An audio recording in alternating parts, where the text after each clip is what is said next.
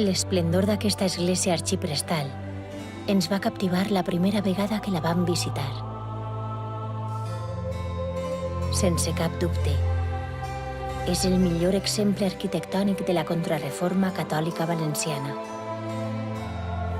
Un temple que mostra orgullós l'escut de la vila i els preceptes nascuts del Concili de Trento.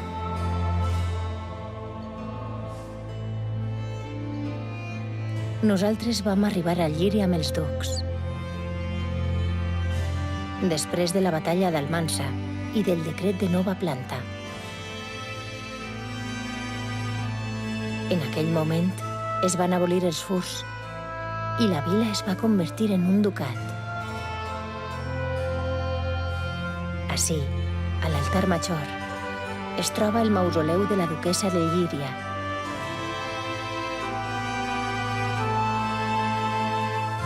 Una dona que va voler ser soterrada a la vila que tant va estimar,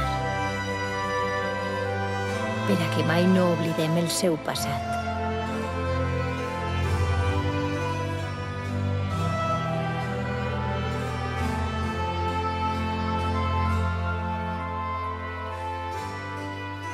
Vols conèixer la teua?